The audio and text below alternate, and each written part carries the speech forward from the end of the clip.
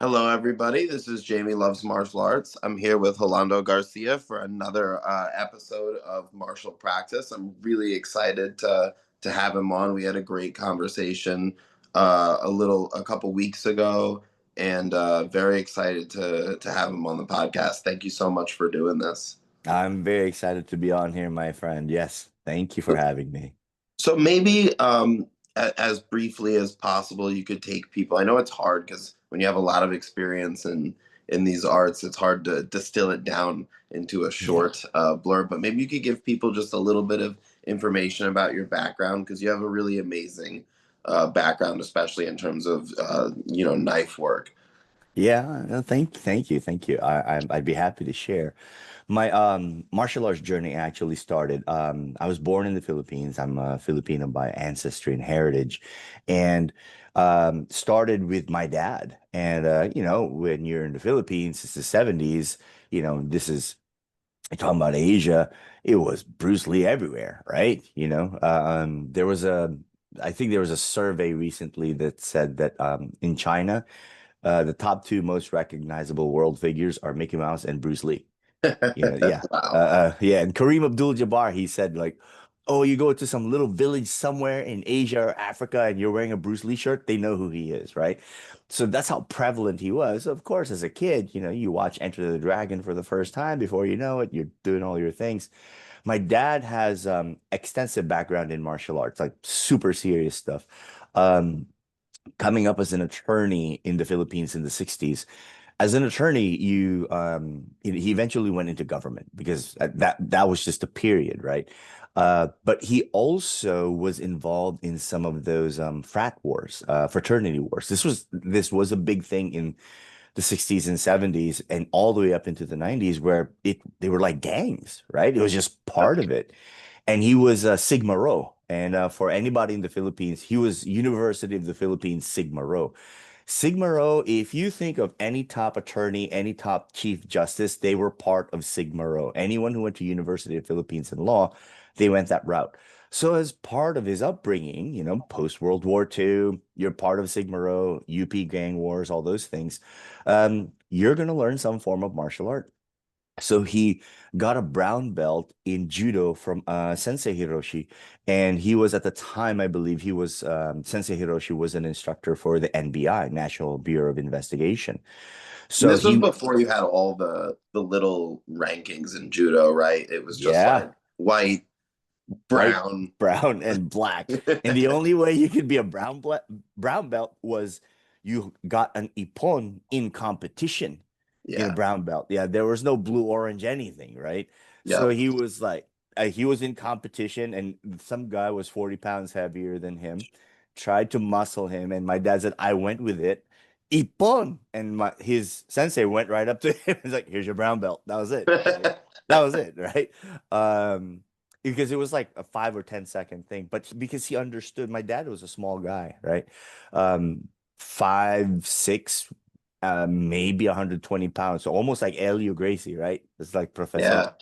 Yeah. But then he also became a student of Felicissimo Dizon. And Felicissimo Dizon was one of like the top five Filipino martial arts competitors and instructors in the Philippines. And of those, his four other compatriots were Antonio Tatang Ilustrisimo of Calis Ilustrisimo, Angel Cabales of Cabales Cerrada, right? Angel Cabales was actually a student of Felicissimo Dizon.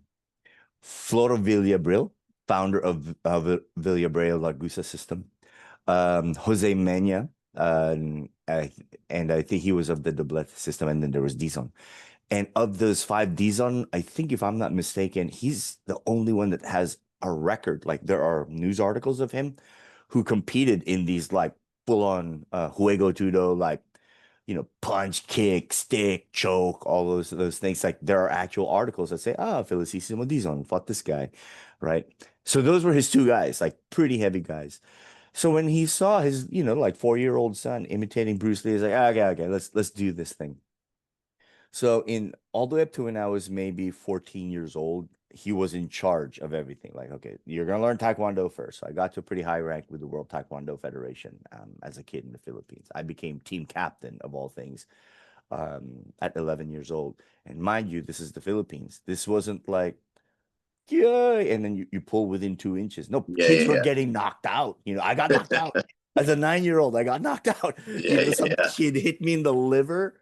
I went out. I saw stars. I went to this whole other dimension in my head. I ended up knocking out a 13-year-old because I did like a reverse hook kick, one of these very core memories for me. So I got all the way up to almost like brown belt to it. But there were like full on like, punches to the face. I was getting kicked in the groin all the time because these guys lack flexibility. But it was hardcore. That was the worst. That's the worst. I had that problem. I had a Taekwondo match when I was a kid. I got kicked in the groin 3 times in a row. Like they were Oh, they were spinning back kicks too. yeah, that's right. Because that was this guy's move too. It's because they can't get the hip locks up somewhere, right? Yes. That's the And you're worst. I'm glad also you trying to throw a kick, so your leg is up. Yeah. You're trying to throw a roundhouse. He does a spinning. You're taught that count. No, I thank you. You and I feel each other's pain. It's worse. Yeah. So when Taekwondo, karate, and then judo, right? He taught me judo, but specifically newaza, right? The groundwork. Yeah. And then he taught me the first two curriculums in Dizon.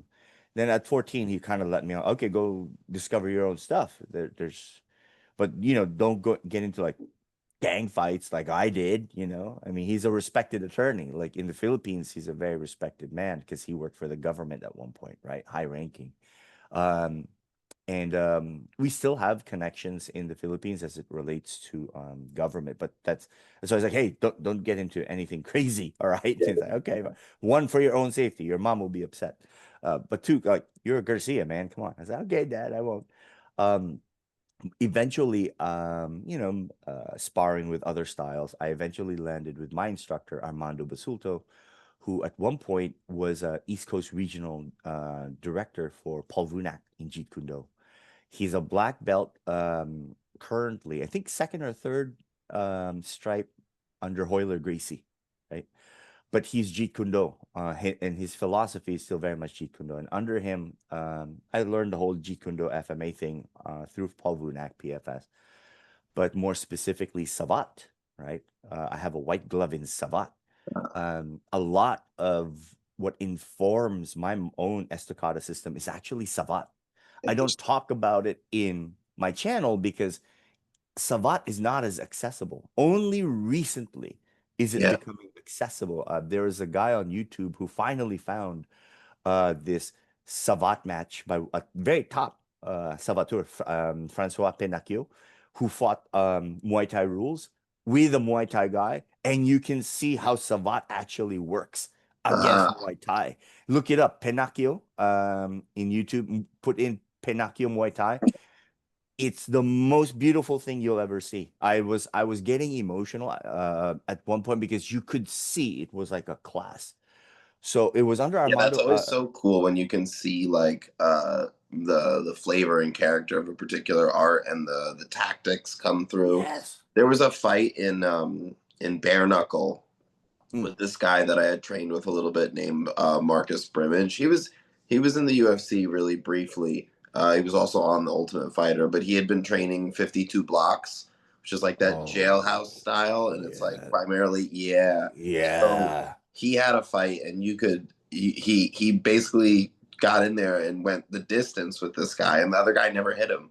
Like he just blocked every single thing. It was one of the coolest things. So it's always really cool when you can see a style really come in and do like what it's supposed to do, and you're like, oh, that's how that works. I'll tell you this. I love that you mentioned that because as much as you saw how much it works, it's just like in Savat, like, but that's not the complete system.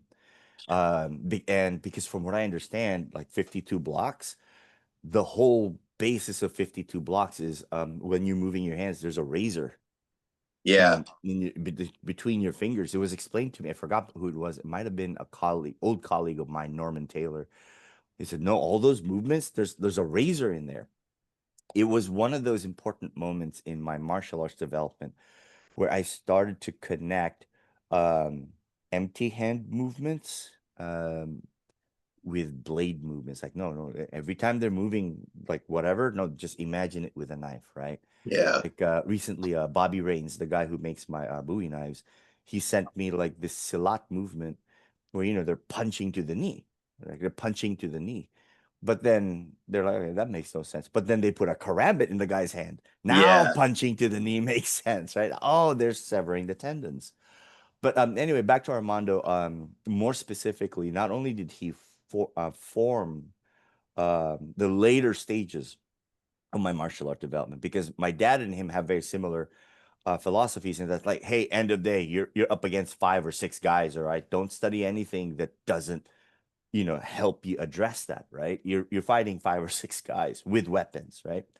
So it was savat, jiu-jitsu. I studied and competed for him in jiu-jitsu a lot, especially in the early 2000s. um and under savat there was like lacan, le baton, but then bowie, the bowie knife, right? So he was the guy who exposed me to this, right? The bowie knife. I have blur on, so it's hard to see. But that's what makes that's why you go to my channel, so you can see the actual knives. But it was through him.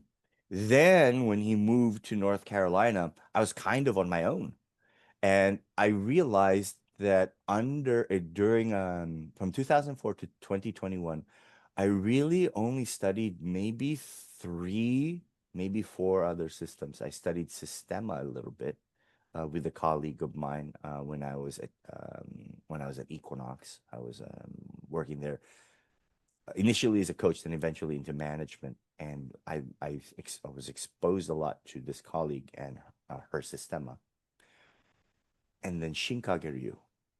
And there's a lot of congruency between Sistema and Shinkagyu. And the guy who confirmed that is Sensei James Williams. He said, no, the Sistema is like as close to what the samurai body is, right? Um, and then I studied and researched Destreza. And I'm gonna start studying it very formally under the maestro here in New York City. There were only really three systems that I investigated. Then, of course, my dad exposed me to the final curriculum of Dizon.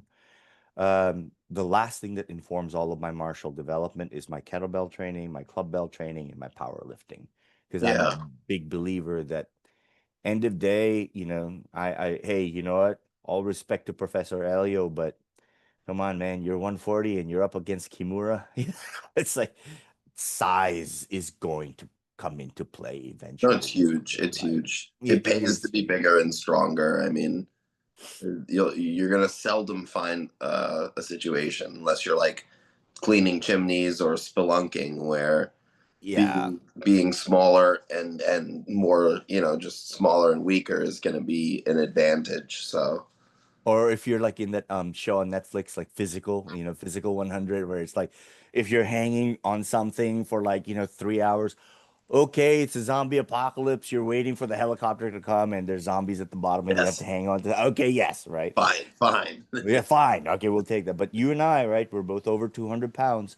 We're both studying Mongolian wrestling, and Mongolian wrestling is, BOKH is absolute. There's like There's no no weight weight, class, no weight no weight class. class, and that's life. That's Yeah. there is no. Even Arnold Schwarzenegger said he goes, he was like, if your father's under 200 pounds, say hello to your mother. It's like it's like wow, that's harsh, but he wasn't lying, because if you're on the street and you're over 200 pounds, people think twice.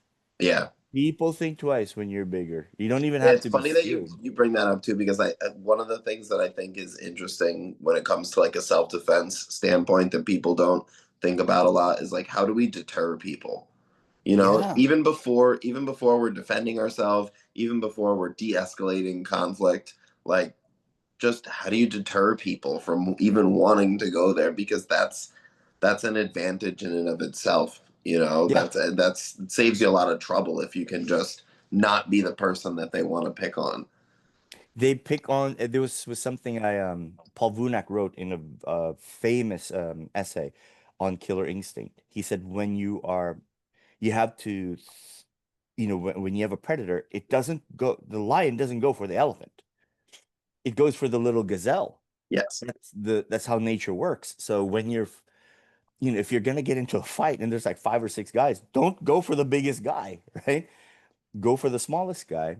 But then he took it further in a one-on-one situation. He said, hey, don't hit his biggest, strongest body part. Take the knee, take the eye jab, go for the throat. Yes. So, as martial artists, especially in the PFS lineage, we were trained to look for the weakness, right? And just like make a beeline for it. Because you're either making a beeline for the weakness or you're making a beeline out of there. Do Yes. not mess with strength. And to your point, I mean, you're a physical presence also, right? Because I was thinking about that when we were done with our conversation and we were walking to Sixth Avenue.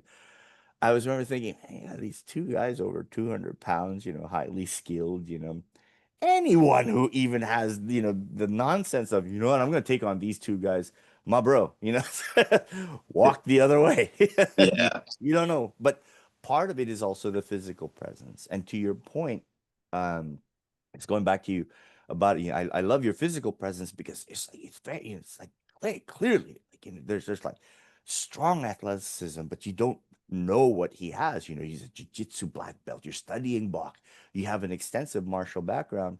But I love that conversation because we ended up talking about like Girdle Escher Bach of all things. I was like, you don't know what's under the hood until Yeah. you engage. No, it's very true.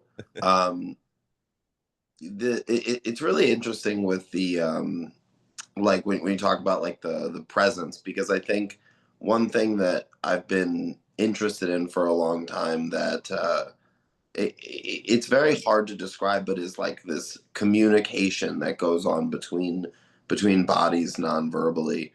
I think that this is a big it's really big in fighting. Yeah. And Yeah. one thing that's fascinating too is that within certain cultures, and I don't know how true this is with Filipino martial arts, but I do know with, for example, with Japanese swordsmanship, right?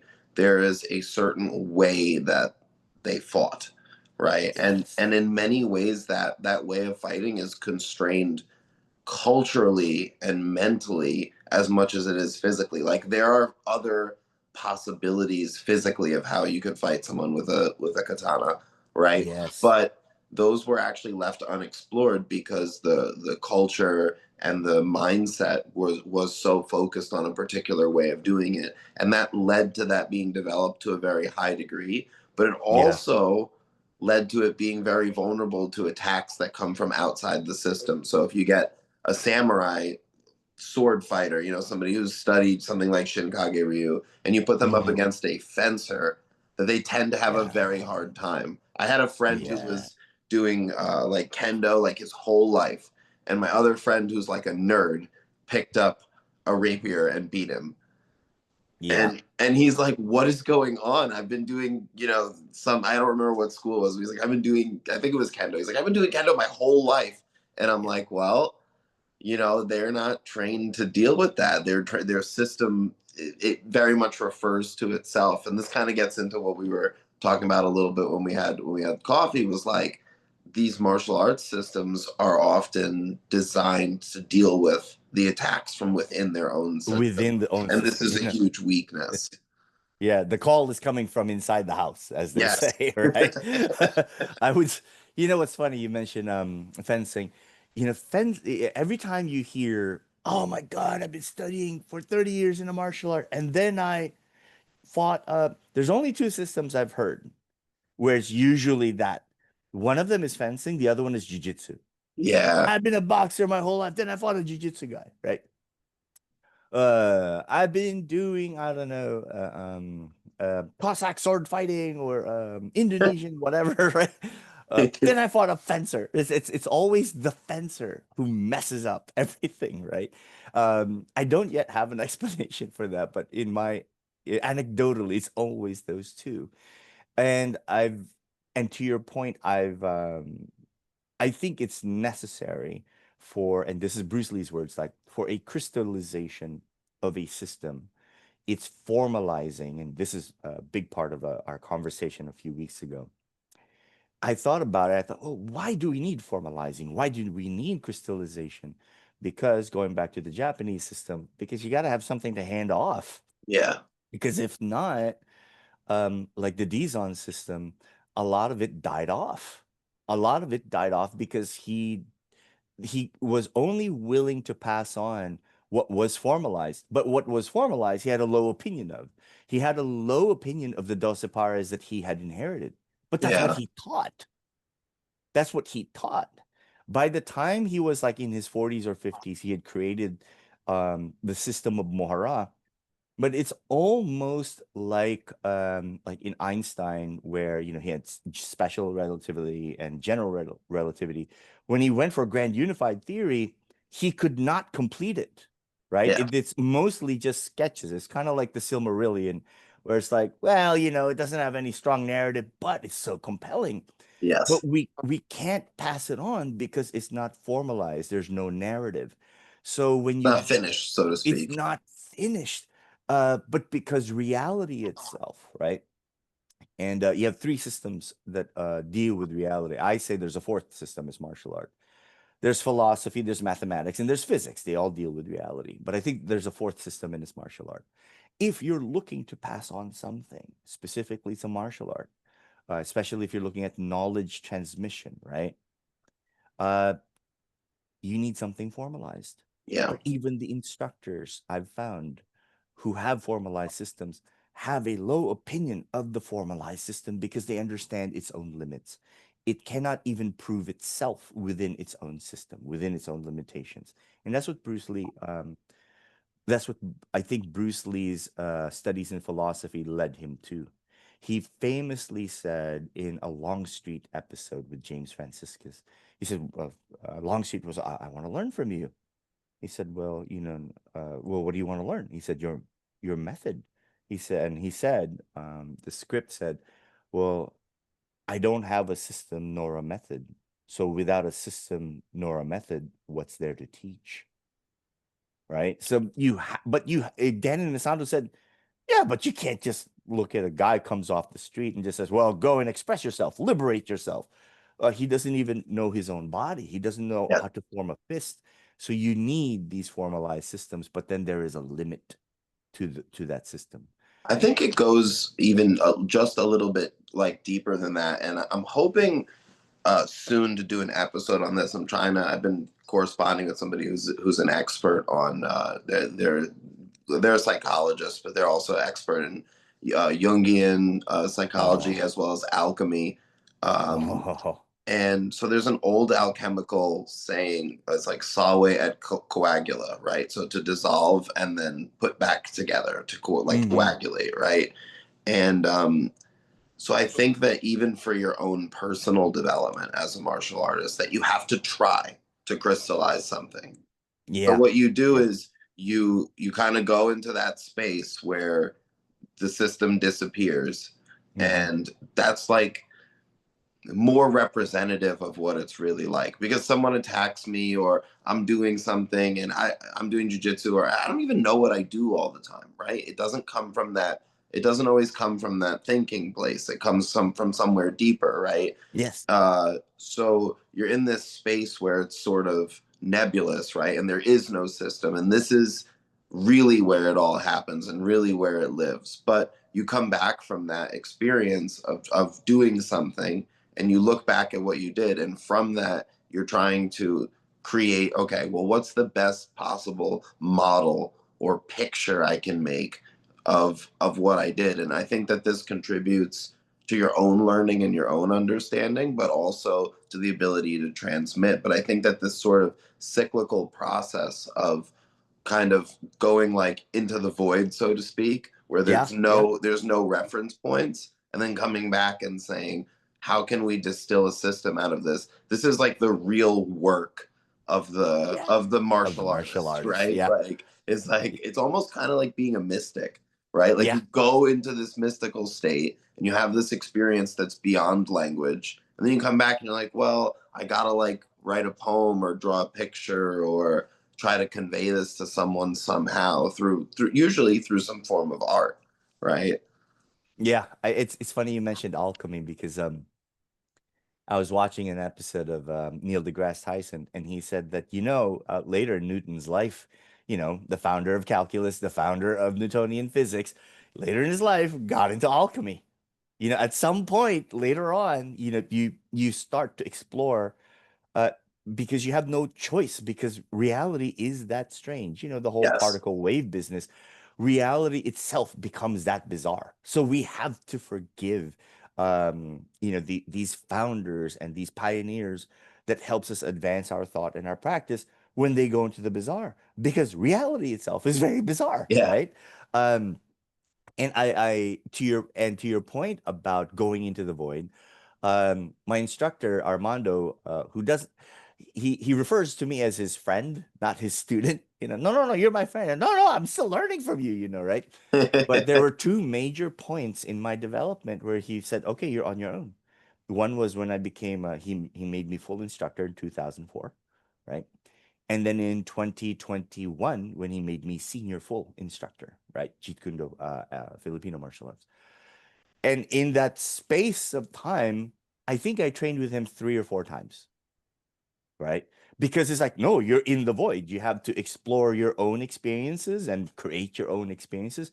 But he didn't even give me that guidance. He gave me a little hint when at one point he said, when you're, because I had a school at one point, he said, the point of being a martial arts instructor is like leading a horse to water without, and this is the kicker, without letting the horse that you're even there. It's like, Yes. oh man, Yes. take the horse. Here you go, drink your water. It's the best water in the world. Versus, you create a learning experience where they kind of find their way, and the whole time you're like, no, okay. And then you turn around and you do one of these, and the horse looks at you, the student looks at you, and you're just kind of, doing something else. That's martial art, right? Yeah.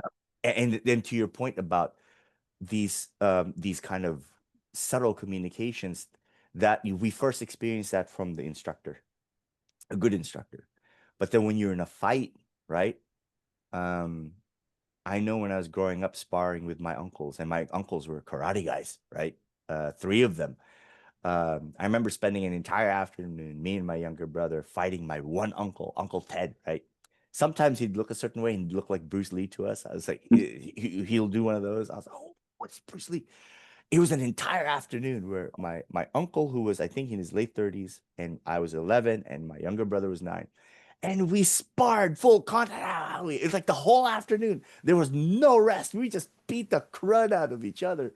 Um, but there was like a little bit of talking, right? My uncle would be the one like, careful, careful, you're gonna get hit here. And then eventually, as we got tired, it went from verbal to nonverbal. Like, oh, you can get hurt here. And then if I did keep going, well, boom, you'll just get thrown, right? And this is the Philippines. Like your uncle's gonna really throw you on the pavement, so you don't do it again. He's not going, oh, my poor nephew. Ah, boom, you're gonna get thrown, or you're gonna get smacked with a full grown man's foot in your face, right? But it goes back to something that Bruce Lee said in one of his notes. He said, no, this is communication. You're having a communication with the other. And this is the part where I say that martial art is that fourth study of reality, because of those three other studies: mathematics, philosophy, physics. Physics is the study of reality that is observable. Mathematics is the study of reality that we can calculate. Philosophy is what comforts us after we've calculated and observed these very unsettling realities. That's at least my version of things, right? Um, but martial art is the only one that says, well, this is the reality. We are studying our reaction to reality ourselves, but also the reaction to the other person, because there's Yes. someone out there that's punching us and kicking us, and we got into a fight with, and that person has their own history. They have their own narrative that led them to this point in the timeline that clashed with you. And this is where, like to your point, Takwan Soho, right? Um, the Yagyu Muninoris, the Musashis, uh, they themselves started to go down this path of starting to come apprehend reality, because Yes. yeah, that's why you and I are on this path. It's not just about, okay, well, I will take this choke and I can choke anybody with it. Well, Professor, how do you know? Well, that's how Professor Elio taught it, right? That's the self-referential piece of it Yes. versus, all right, I'm gonna take this outside of the system and I'm gonna train with some BOKH guys. I'm gonna train with some Shuai Jiao guys. I might even speak to this fellow who does Bowie knives because you're trying to not even necessarily make sense of, but at least have a sense of comfort in this bizarre reality we live in, where as carbon-based life forms, we have to know how to defend ourselves.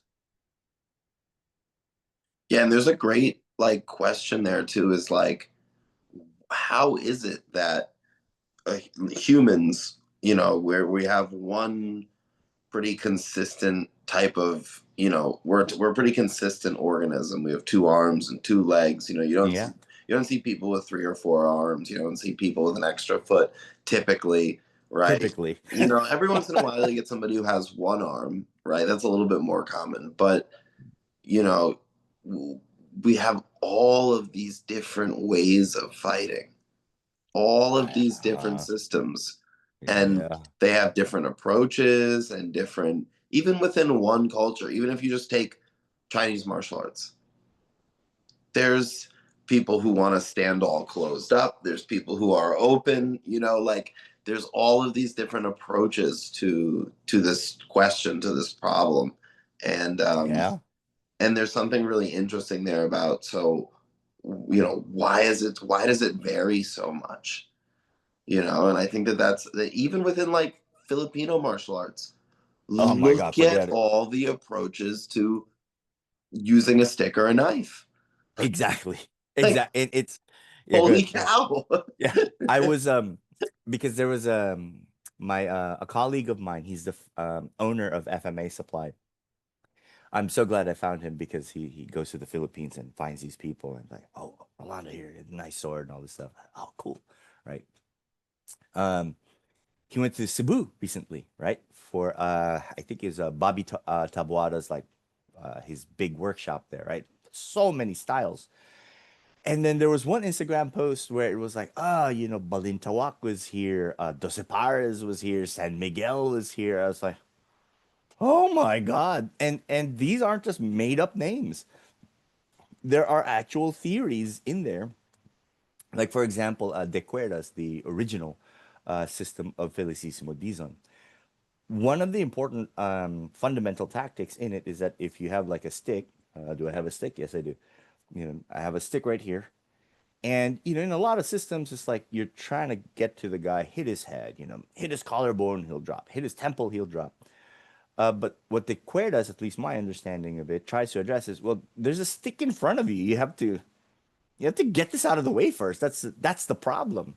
If Yes. there was no stick and you have a stick, there's no problem. You don't It's, even it's need a super style. easy to hit this It's person so in the head or the collarbone. The challenge is getting around the other around the person's stick. defensive stick. Yeah.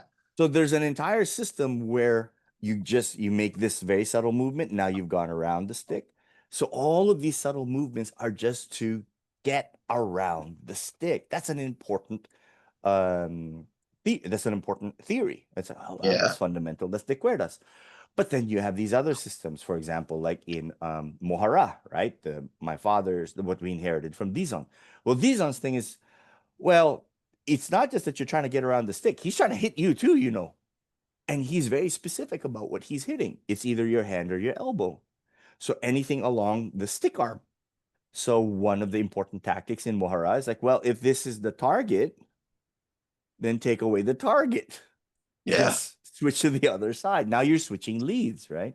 It's like in Princess Bride, he goes, I am also left-handed, right? He switches heads, right? Which is a legitimate tactic. Yeah. So you see all these variations, and this is my own thought process around it. I think you see a lot of these variations. Guru Dan's theory behind it is that, well, you might as well ask, well, how come there's so many variations of adobo or so many variations of pernil, right? You want to get Dominicans and Puerto Ricans, and even Cubans getting into a fight, right? Talk about pernil and whose pernil is best, right? Yeah. I love pernil, and or you talk mofongo, right? You might But as well which start one is talk the best? No, I'm which kidding. one is the best, right? So you might as well argue, well, how come there's so many forms of jazz, so many forms of opera? You might as well, how come there's so many forms of fencing, even within Europe? So Guru Dan's point of view is that because the fundamental unit of these is the individual, and that's where Bruce Lee was coming from. For as long as you have individuals and you have individual freedoms, you're always going to have a variation because, to your point, two arms, two legs, but some guys have shorter arms, some guys have longer arms, some guys have rounded barrel chests, right? Better Yes. for bench pressing. And you guys have narrower chests, right? So, okay, not so good, but wow, when they jab, it's like you're getting kicked by a leg. So, you're going to see these variations not only in psychology, but also physiology. My take on it has less to do with that, less to do with the individual. It has more to do with the levels of pressure. So Pavel Tsatsouline, the founder of Strength Yep. Squad, Okay. I'm certified under him when he ran RKC level 2. And one of the things that he taught us was that everyone has bad form until you make the load heavy. All of a sudden, if you're benching, all these, these are his words, like, all these sissy movements, with the legs up in the air, sissy movements, right? Um, Meaning that because you see it in the gym, right? Some big jack guy benching 135, 185, the legs are up in the air, he's bicycling, he's talking to somebody, whatever. But it's because that's probably 40 to 50% of his rep max. But everybody plants their legs. Everybody does leg drive. Everybody puts their traps into the bench and engages their lats when it's closer to 80 to 90% of their rep max. Yeah. So everyone all of a sudden goes into this correct, at least attempts physiological efficiency once the load and the pressure is high enough. Yeah. And this is why you hear things like, well, does that work in the UFC? Well, yeah, Because, that's what I was gonna say. Is that like that's a really, really good point because when you look at fighting, right? It and I'll just speak about empty hand because that's what I know the most about. yeah, Is when you see when the pressure is really on and people get invested, everything starts to look like kickboxing and wrestling, yeah, I know. right? Like, and I'm not even saying that you couldn't be doing something else in your head or you couldn't be using another background, but when you take a video of it and you look at it, it really starts to look like kickboxing and wrestling. Yeah, that's right. Everybody looks different. There's variations when there's no pressure. When you introduce pressure, then everyone starts to look like an amateur. Everyone does, right? Um, but then everyone looks the same when they're losing. Yes. Everyone looks the same. No, it doesn't even matter if you're a black belt in anything in the most Yeah. effective martial art. Everyone looks the same losing. And this is where Paul Vunak, they said Bruce Lee, when he created Jeet Kune Do from a tactical standpoint, he said, put him in Wounded Crane. And Wounded Crane, physiologically, is that he's falling back. His arms are flailing around like this because it doesn't matter what your system is. Once you're falling back like this, you have nothing. You're getting straight blasted, head butted, elbowed, all those things. So it's not about, are you fighting his system? No, what's his position? Now you want to put him in this losing position. You don't Yes. want to fight someone when he's in a winning position or a Yes. winning position or a winning position. Don't fight him there. Put him in that bad position. And so you all these variations occur because the rep max of pressure is low. Danaher went further. He said, I can do any kind of jujitsu I want for as long as I perceive the other person as a non-threat. This is why you see, jujitsu black belts, relaxing. Because the guy's, he's new, non-athletic. He's not Okay. threatening them. Yeah. He's not a threat. It's when he's a threat. Okay, I have an A game, I have a B game, and it all looks the same, right? You look at Gordon Ryan, good example. After a while, he starts to look a little bit like Hickson in his prime Yeah. because it's the same A game after a Yeah. while. No, 100%. Yeah. No, that makes perfect sense. So I'm curious. One of the things I really want to ask you about is, we spent a good Couple amount of time hours. talking about systems, right? Yes. So I Yeah. want to ask you about your system and like, Yeah. what's your give us your try at some of these really hard questions. Yeah. With how do you make a system and have something to teach people? Well, let's put it this way. My own system, the Estacada system, I created in 2017, and I got permission from my father and my instructor Armand is like, "Am I okay to do this?" Right? Because of all these pieces of knowledge and perspectives I've developed. I said, "Yeah, sure." So I didn't just come out of the blue with it. I asked permission first, which is true martial tradition. You go to the instructor, ask permission. Yes, go ahead, do it. Right. Um, Number two, when I say I created the system, what I mean by it is that I started the process because it's an evolving process. It's like when Einstein he went from special to general relativity. That took him decades to do it, right? And I'm only, I'd say, in my eighth, ninth year of really exploring it, and it is really, really difficult because you run into inconsistencies. Yeah. And this is where we got into Gödel, where it's like, hey, in the incompleteness theorem, it's like, well, you're going to find things that are consistent in any system, but it's hard to prove within that system, right? So and this is I'm running into the same kind of problem that I'm sure like someone like I'm not saying I'm like Bruce Lee, but we tackle the same problem, Yeah, right? totally. We're I get tackling exactly the what you same mean. You're problem. dealing with the same exact issue. Yeah. How do you formalize a system without now creating the same type of self-referential? Well, why are we doing it this way? Well, because all the other proofs lead to it. No, you can't say that. Yes. It ultimately the answer always has to be because it works, Yeah. not because well, my previous system this and my previous and sensei so and so. That's what Bruce Lee called the classical mess, Yeah. because once you're referencing this Qigong and that Qigong 37th generation, you've crystallized knowledge that no longer works. So you have these types of forms or these types of forms, but the context and application has been lost, but the knowledge has been transmitted.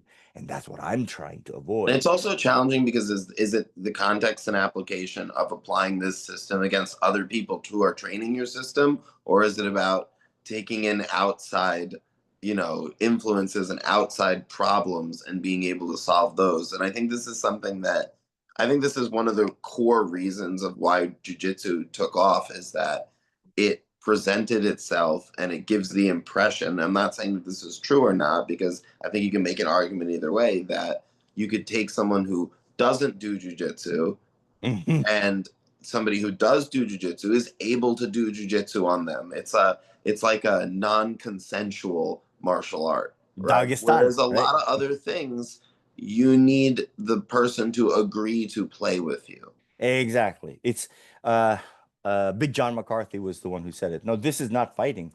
This is a mutual agreement. Martial arts, real martial arts deals with assaults when there is non-consensual agreement, right?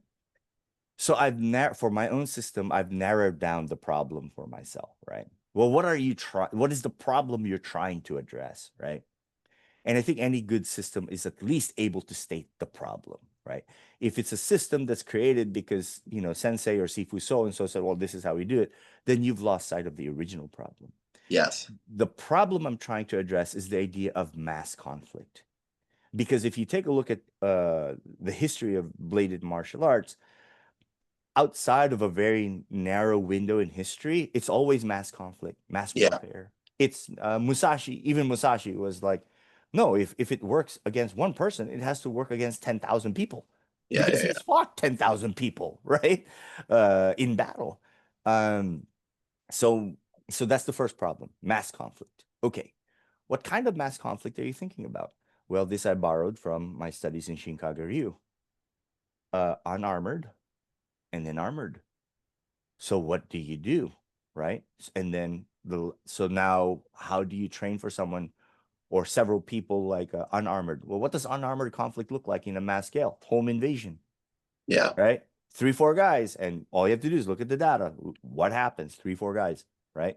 The one story I hang on to, and I might have shared it with you, elderly couple, three young guys invade the house, and the husband was all like, "Hey, take whatever you want, but just get out, leave us alone." When they took whatever they wanted, they started to escort the wife into like a separate room, right? And they tied him up. They tied up the guy. The guy lost his mind and just broke through everything. World War II veteran. He had a samurai sword, Yeah. katana. And before they could do anything to his wife, he went to town on that. Just he didn't know anything, but he just used the sword. Yeah. So this is a story from like I think the early 2000s, and they had pictures of the wounds. It's like, "Ooh, oh my God, it was ghastly." But Yeah. that is an example of unarmored conflict with weaponry, right? Armored is very obvious because one, body armor is very accessible nowadays. You go to Yeah. Amazon, there's like, Well, there's yeah, even like I when I was doing bouncing, I got like some slash proof stuff, yeah, and even that is gonna make a lot of the styles of attacks with a blade less effective, right? It's right. not gonna completely stop it, but you have to attack a person who's wearing that kind of material differently than if Yep. somebody who isn't, right? So this is another thing that we have to acknowledge. And another piece of armor is gonna sound silly, but I'll say it right now. Lululemon. If you're in mass conflict and Yeah, your things are, blade can easily get caught in that material. I mean, you take a look at this wonderful, R&D tomahawk from Winkler. Yeah, that This tip is right there you're gonna get caught. can You get know, yeah, stuck. I've tested it, right? I've tested it. And if you're doing mass conflict, you go, "Ah," you're going here, and it gets caught on it. I don't know what scenario where I would be fighting someone in a Lululemon, whatever, but sure, let's run with it. You get caught and you lose a beat and a half because your, $1,000 tomahawk designed for special forces is back here. It's now you're dealing with material. You're Yeah, not dealing with just the physiology or even the scenario, the material. And that's history. That is the history of the bladed arts. They've dealt with. something that people often miss is the fact that you might have to free an entrapped weapon. Mhm. That's something that I think there's some particular places where a lot of systems just kind of like have the blinders up, and I would say Yeah. that's one of them is you're using a weapon, and what if that weapon gets stuck or breaks, or it doesn't, the dynamics aren't what you expected. He was I'll share this with you, and it was an article written by the late Keith Larman, who was one of the founders of BOKH swords. And BOKH was super high end in the late 90s, early 2000s for affordable Japanese swords that you could use in Tameshigiri. He wrote this wonderful article on the website about, well, what is niku, right? Which is the thickness of the sword that allows you to cut through several types of material. Because the samurai were very invested in this. It's like, well, the Japanese armor is like made of lacquered wood, so the angle has to be a certain way. Yeah, I know, but that's dry fibrous material. Once you get to the human physiology, that's very malleable, spongy material. In the article, he said something very interesting. He said that we this is the problem that the Japanese swords makers ran into, because you need something to control the dry fibrous material. But then if it happens to cut through the anatomy, you're now dealing with, and I don't mention this in my channel, but I'll mention it here, the vacuum of the human body.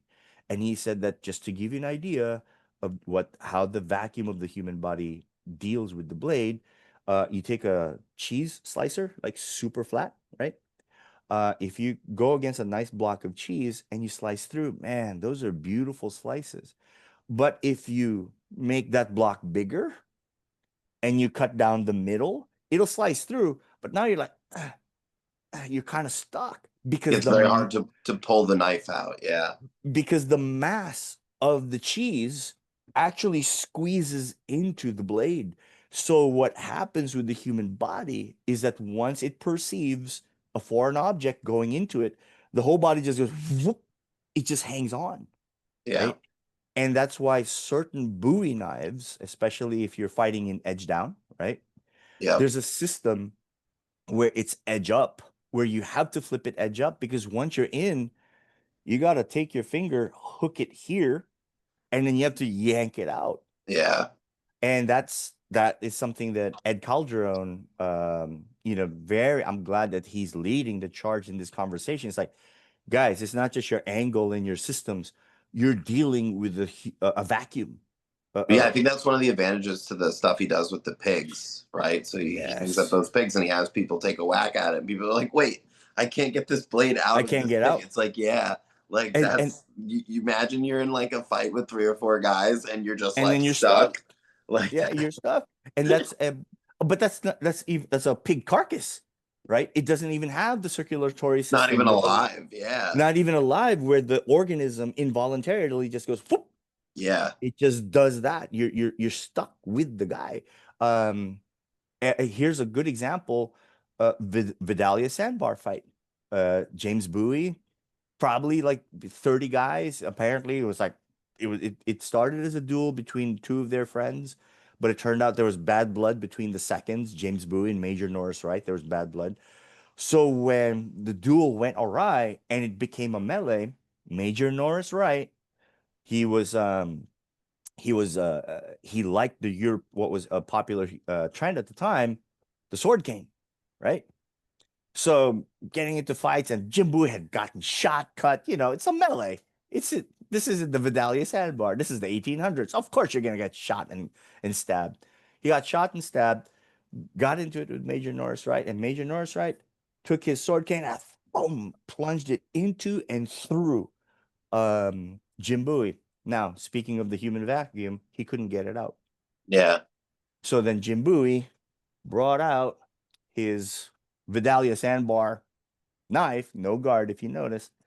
He apparently grabbed his sword arm and, plunged it into him. But this time, because of the mass of the blade, it went through everything and then some. Mm. Versus the rapier was more like a bullet, so Yeah. it Yeah. didn't, Yeah. It and, just and pierced him. it just pierced him. But unlike a bullet, which can go through the cavity of the body, it did not. It just went through. This one was a boom, and it just kept going. So it dropped Major Norris down. But Yeah, what it's ended? fascinating with bullets that the damage comes through the shockwave. It's the Right? shockwave, yeah, So the people ballistic think like, aspect. oh, you get stabbed through, you're cooked, but you're not necessarily. It's different than a bullet, right? When a bullet goes through you, it creates a shockwave goes through your Yeah, body that ballistics. does a lot of damage. And that, to me, that's one of the important points about this Vidalia sandbar. It's not about, oh, James Bowie, he became a legend off of it. No, it was a human vacuum. His body went, I'll take your rapier, but can you take my Bowie? um and he survived it. Jim Bowie survived it, but It's amazing. he was only able to get that close because Major Norris Wright could not pull out. Remove his He rapier. couldn't remove the rapier. I mean, one, the handle ergonomics must have been horrible because it's a cane. It's a cane. Yeah, Yes. so he must have been like, and it's slipping, right? It's slipping. And here's Jim Bowie with his big knife, and just once he That's it. went through bone, organs, tendons. The shock that went through the entire system must have been like a bullet. So just because we're running short on time here, Yeah, one thing I knew this would happen. This always happens. Uh, we can do a part two if you want. Yeah, I'm that's what open we'll to it. probably have to come back and do because there's always a million things that we want to talk about and we don't get to touch on because we run out of time. But just sort of like as a closing remark, I was wondering if you could give just some advice to like the viewers if they're interested in Filipino martial arts or even more generally if they're interested in becoming proficient with a blade. Where's a good place to start? Where would you recommend that people start? I would start, first of all, ask yourself this: what is the problem you're trying to solve? A lot of people nowadays, because of the quote unquote democratization of anything, but that's just corporate speak for scale, i.e., more money. Um, Start with asking yourself, what is the problem I'm trying to solve? Because a lot of people get into martial arts as a type of variety activity from their running or lifting or whatever. So no, do not Yeah. go into martial arts for fitness. Don't do it. That's the wrong approach. Yeah, totally. Um, Ask yourself what is the problem you're trying to solve, and the problem has to involve another person or persons who are trying to do harm to you. If you're ready to address that problem, Filipino martial arts is the way to go. And I would start with YouTube.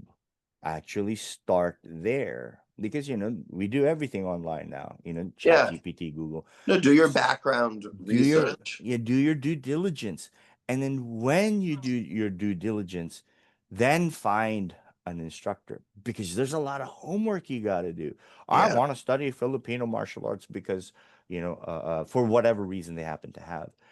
Your own development is going to get frustrated because you'll find out that you were trying to solve the wrong problem. Yeah.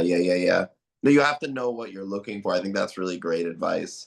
And also to do the background. I mean, I think back to my own journey and wanting to learn Chinese martial arts, wanting to learn Tai Chi and Bagua really Bagua. Um, and man, like I could have ended up with so many turkeys, you know? Yeah. And I was so lucky that I had done all this reading, because when I would go to meet teachers, I would be like, okay, yeah, this isn't what they talk about. That like they're supposed to be able to do this stuff, they can't do this stuff. And I went around to different people, and it wasn't until I met my teacher I was like, oh wait, like he can do the things. I'm like, he's Yeah. really doing the things. Like it's like I'm moving slower than him, I'm moving faster than him, and he's moving slower than me, and he's beating me. Yeah. I'm like, how Yeah. is he That's doing real. that? And I said, oh my That's how God, you know this it's is it. real. So if you don't do that background, it can be really hard to know what you're buying, what you're investing in. So Yeah. yeah, that's really great.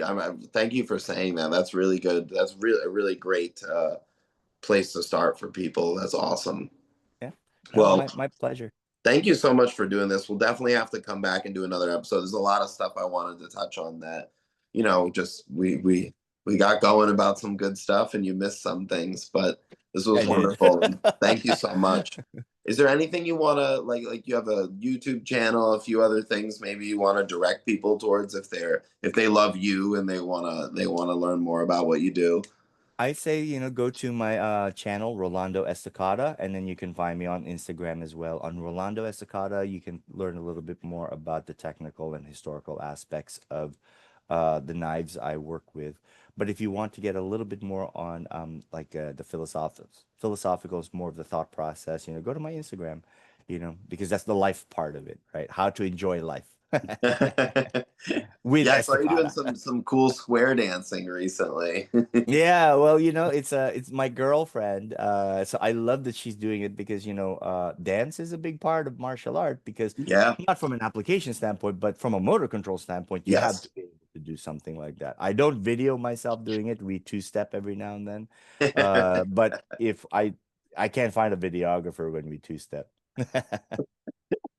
All right, man. Well, thanks so much for doing this. Have a wonderful rest My of your pleasure. day, and we'll be in touch. Yeah, same here. Yeah, let's do part two.